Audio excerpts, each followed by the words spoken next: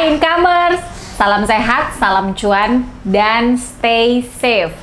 Yes, hari ini saya mau membahas tentang ada 5 kesalahan investor properti yang harus dicegah agar tidak menyesal pada saat membeli properti. Kenapa sih? Pada saat membeli properti, si investor tidak tepat memilih waktu. Yang pertama, memilih waktu di saat properti booming. Nah, kenapa sih membeli properti harus di saat-saat seperti ini, di saat-saat sedang ada krisis? Karena jumlah barang di lapangan ada begitu banyak. So, artinya adalah buyer's time. Buyer mempunyai pilihan banyak sekali dengan harga yang tentunya sangat fleksibel, kemudahan untuk tawar-menawar, dan mendapatkan harga terbaik dari opsi-opsi yang ada. Yang kedua, investor properti seringkali mengabaikan acuh tak acuh terhadap aspek legalitas dari si properti yang dibeli tersebut. Sehingga ketika sudah menyetorkan uang untuk pembayaran, nah di situ akan muncul masalah-masalah seperti sengketa, seperti tidak berurusan dengan landlord yang benar, seperti bertemu dengan bukan ahli waris yang benar.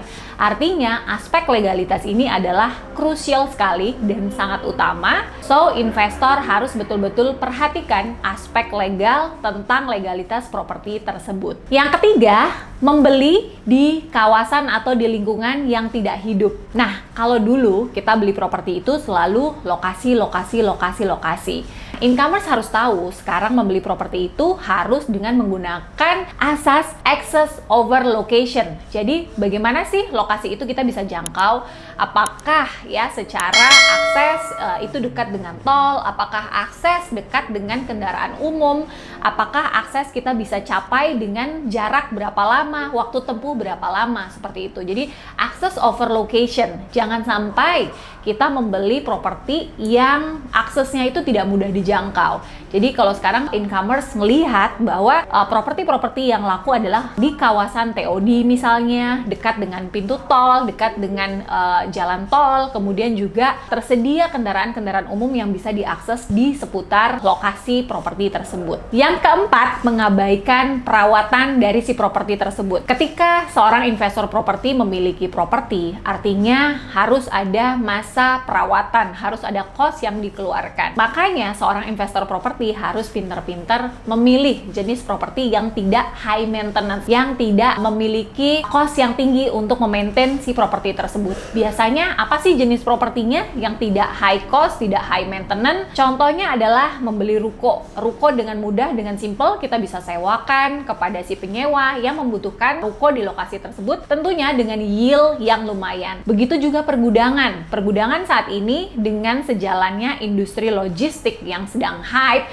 maka gudang itu sangat diminati. So, para investor happy dengan yield yang kurang lebih bisa sampai 7% untuk gudang. So, pilih jenis properti yang memang cocok untuk sebagai aset investasi, seperti itu ya, sebagai aset untuk mendapatkan recurring income. Karena kalau kita salah beli, misalnya ya, kalau kita salah membeli rumah misalnya untuk investasi, kalau dia tidak benar-benar rumah itu tersewa, maka kita akan membiayai seluruh cost, misalnya ada IPL-nya, kemudian itu juga ada iuran-iuran yang lain akan timbul, listrik, air, PBB, dan itu semua akan menjadi cost. Dan itu akan menjadi cost of maintenance dari si investor properti. Yang kelima adalah lapar mata belaka. Hati-hati, sebelum membeli properti, lakukan riset dengan banyak, lakukan survei dengan banyak, lakukan komparasi, lakukan survei, bandingkan, dan tentunya dari kita survei, kita akan mendapatkan, kita akan gather informasi lebih banyak. Tentunya keputusan yang kita ambil akan lebih tepat di properti mana sih yang kita akan invest. So, jadi seorang properti nggak boleh lapar mata belaka. Harus benar-benar riset yang banyak. Ya, itu tadi adalah 5 kesalahan yang investor properti bisa hindari dari sedini mungkin.